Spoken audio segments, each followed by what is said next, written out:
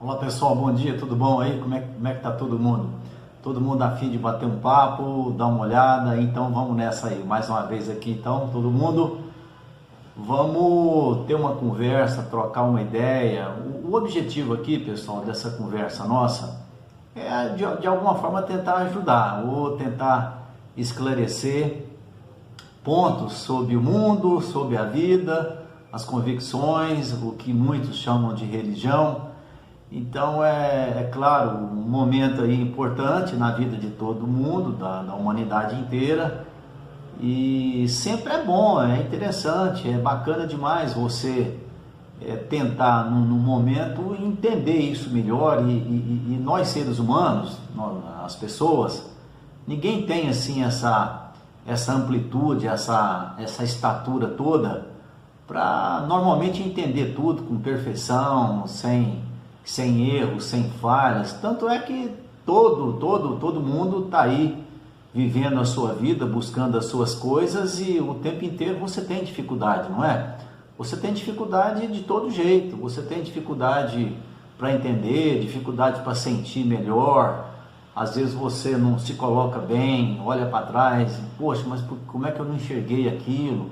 Como é que eu fui fazer aquilo outro? Passou da hora, eu tinha que ter tido uma atitude diferente. Então é óbvio que, é claro que se todos nós pudéssemos ter um esclarecimento, uma cooperação, vamos assim dizer, de tudo que nós queremos e fazemos, seria muito melhor, seria o ideal, é lógico, é claro, isso aí é evidente.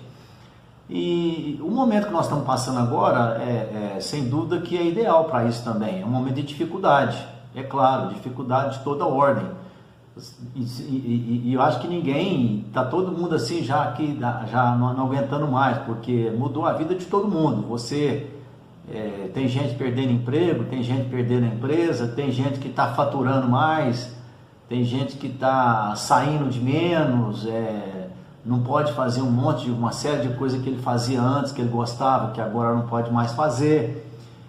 Então você não pode viajar, mesmo se você puder, ou aqueles que não podem, gostariam de estar viajando. Então é um momento que colocou tudo diante de todos, de uma forma mais frontal, e é um desafio para todo mundo o momento agora.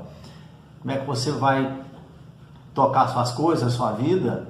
E é lógico, é claro que todo mundo quer muito mais acertar do que errar, é evidente, é lógico, e nós estamos aí na caminhada, igual todo mundo, querendo acertar, querendo e podendo conseguir chegar até as nossas metas, atingir os nossos objetivos.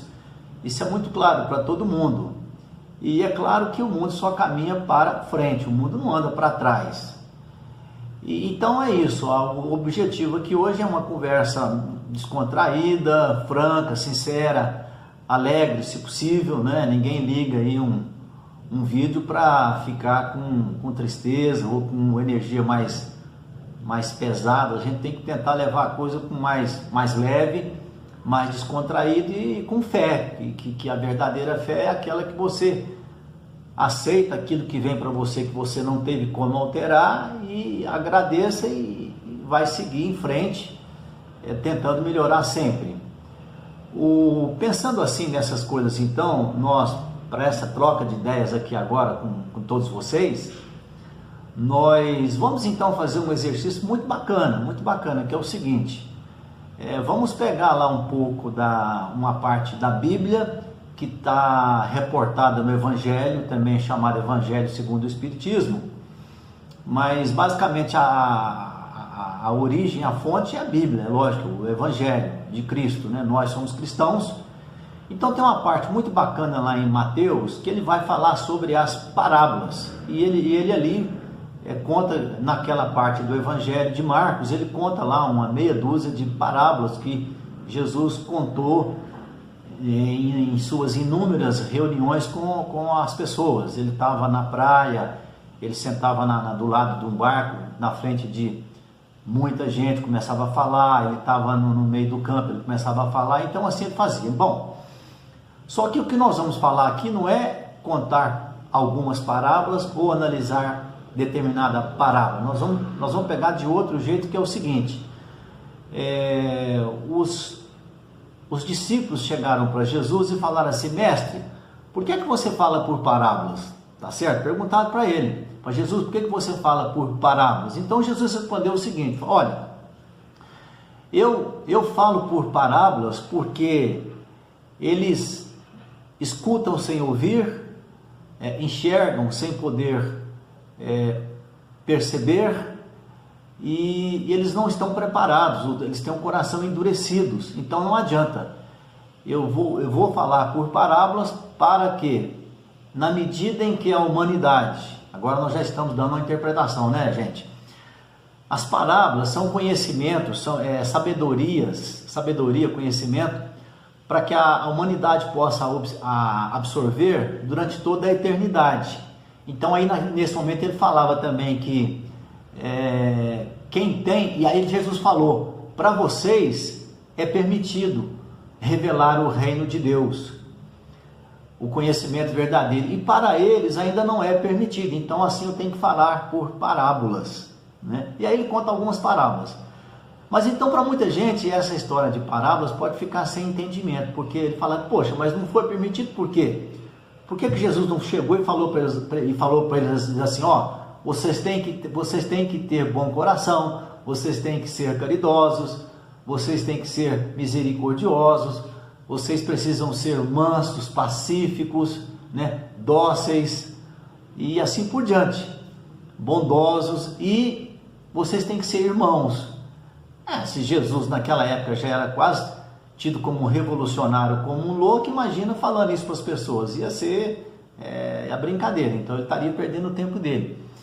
Mas aí é que está, então nós temos que fazer uma pergunta: hoje, depois de 2000 anos, será que as pessoas entendem o verdadeiro sentido das parábolas? Será que todo mundo entende? Porque aí é que está, o que Jesus falava não é o sentido literal. Ele falava lá, tá, a parábola lá, por exemplo, do trigo, que a pessoa ia andando pela estrada, jogando a semente, e de acordo com o solo que ela ia caindo, ela ia sendo desperdiçada. Então, você tem que escutar o conhecimento cristão e colocar dentro do seu coração e começar a praticar. Então, esses é que são os ouvidos de ouvir e os olhos de ver.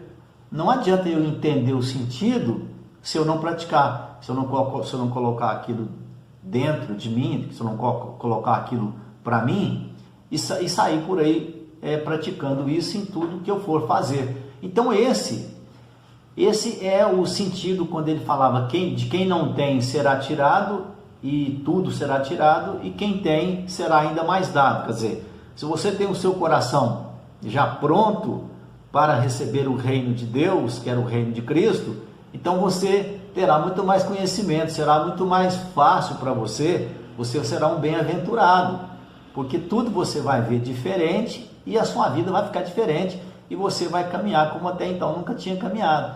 E aqueles que ainda têm o coração endurecido, que têm dificuldade de aceitar a verdade, porque Cristo o tempo todo fala na Bíblia, gente. Não faz para o outro o que você não quer que faz para você, faz para o outro o que você gostaria que fizesse para você, né? Amar o vosso próximo, o seu pai, a sua mãe. Então todas essas coisas seriam o fundamento, né? O verdadeiro pilar para que esse mundo aqui realmente, depois de um certo momento, passasse um lugar muito bacana de se viver, de se ficar. Porque se o nosso mundo for segundo Cristo, e é o que nós acreditamos, se ele for conduzido o tempo todo e eternamente pelos valores materiais, ou seja, os valores dos homens, nós nunca vamos chegar a um lugar bacana para se viver. Sempre vai se estar vivendo aqui um drama existencial. Está aí o mundo do jeito que está, e é uma realidade. Então, essa questão de por que Jesus falava por parábolas, na verdade é uma coisa maravilhosa. Na verdade, é todo o sentido daquilo que ele deixou através da Bíblia, para que nós, em um determinado momento de nossas vidas, comecemos a ouvir, a ter ouvidos de ouvir e a ter olhos de ver. Por quê? se você, num determinado momento, estiver diante de uma situação em que você terá que tomar uma decisão, essa decisão sua vai ser balizada também por aquilo que Cristo deixou no seu Evangelho, não é? Ou seja, um egoísmo exagerado não cabe, não é legal. Você ter orgulho, o que é ter orgulho? Orgulho é aquela pessoa que acha que ela é única no mundo e que todos os direitos é somente dela e que ela tem preferência, vamos assim dizer, ela tem preferência na fila de espera do mundo, da vida. Quer dizer, ela é tão importante, ela é tão mais importante do que de todo mundo, que ela não pode esperar nada nem ninguém. Ela tem que ser atendida primeirinha de todo mundo. Então, é uma pessoa orgulhosa, não cabe. Nós temos que atender a todos da mesma forma, de acordo, guardando as devidas proporções. É igual você, por exemplo, pegar o nosso sistema econômico, onde há uma prosperidade e uma parcela pequena da população é que usufrui dessa prosperidade, não é assim? E uma grande parcela não usufrui. Então, como é que nós teríamos que fazer? Os economistas já deveriam projetar uma forma de produção e acumulação em que toda a população fosse poder desfrutar dessa prosperidade gerada por todos, não é? Porque todo mundo participa. Você tem lá, por exemplo, uma indústria com 15 mil funcionários. Ora, tira os 15 mil funcionários, não há indústria. Tira os compradores nos mercados, não há receita, não há lucro.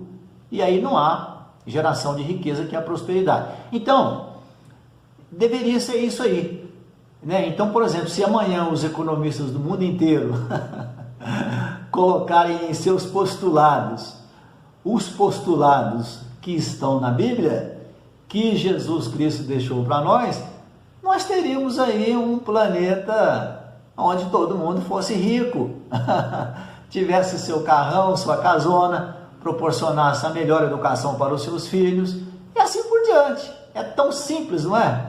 Então aí que está o sentido quando ele falava assim, por que eu falo por parábolas?